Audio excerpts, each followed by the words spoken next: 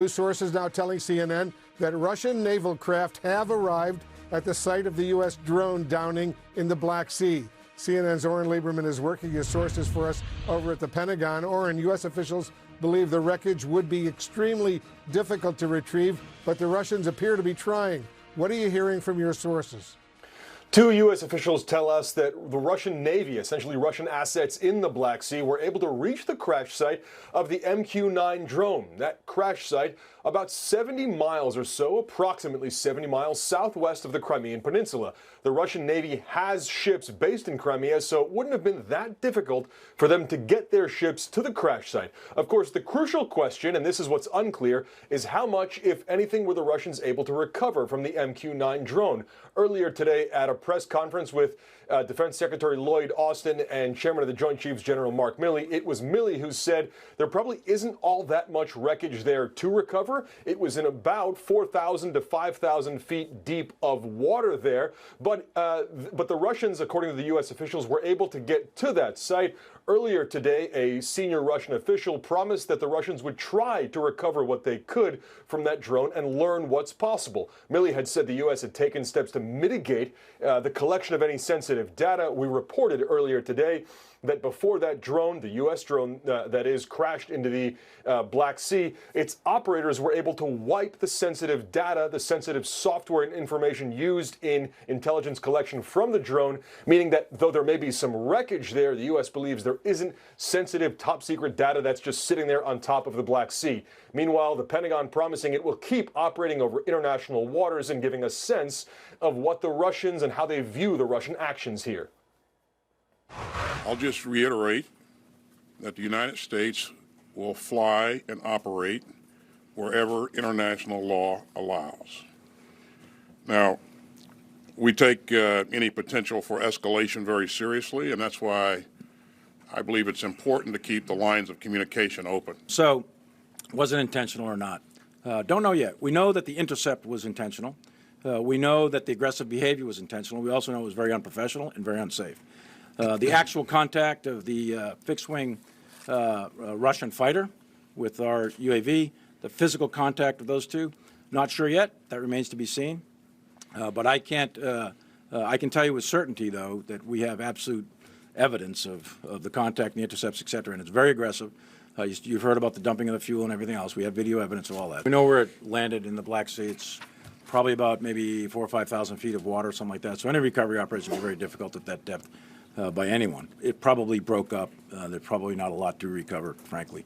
As far as the loss of anything of sensitive intelligence, et cetera, as normal, we would take, and we did, take mitigating measures. So we are quite confident that whatever was of value is no longer of value. In the day and a half or so since this happened, there have been a number of communications, both in the diplomatic channel and now in the military channel here. And what it seems there's agreement upon is that there is no desire from the U.S. or from Russia for escalation around this specific incident. However, the cause of the incident, that's where we have entire disagreements. The U.S. making their case clear there from both Milley and Austin that it was the Russian fighter jets who were acting in a reckless fashion there. Meanwhile, in a call between Austin and his counterpart, Sergei Shoigu, the Russian defense minister, it was Shoigu who essentially tried to lecture Austin about the U.S. actions here, saying the U.S. flew the drone in a provocative fashion, that flying around Crimea is itself provocative, and that Russia had essentially declared that there was some sort of airspace around its, quote, special military operation that the U.S. should have avoided. So, Wolf, there is still certainly disagreement on the cause of this, but at least it seems there is no desire here to escalate from this point. We shall see. Oren Lieberman at the Pentagon, thank you very much. Joining us now, a top White House national security official, John Kirby. John, thanks very much for joining us. I want to begin with our new reporting. You just heard it, that the Russians have now reached the site of the drone crash. Is there any cause for concern if Russia eventually recovers this debris from the drone? Well, I certainly can't confirm the reports that they're on the site. I mean, I'm aware of their comments about trying to get there and trying to recover, but the short answer to your question is no. As General Milley made clear, we made it impossible for them to be able to glean anything of intelligence value off the remnants of that drone, whatever remnants there might be on the surface of the water.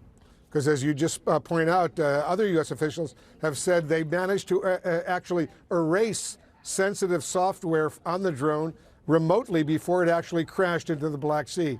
Does this debris have any value for Russia, though, even if just for propaganda? It's really going to be difficult to say, Wolf. I would tend towards no. I mean, whatever's left of that's floating will probably be flight control surfaces, that kind of thing. Probably nothing of real intrinsic value to them in terms of re-engineering or anything like that. We're not overly concerned about whatever they might get their hands on. That said, and Secretary Austin said this today, it's our property, and they have no business recovering anything.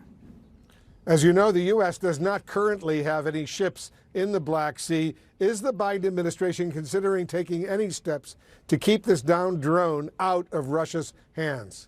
I think the Pentagon's still taking a look at whatever recovery options might be available to them. I think you can imagine that they're fairly limited, given that we don't have a naval presence there in the Black Sea.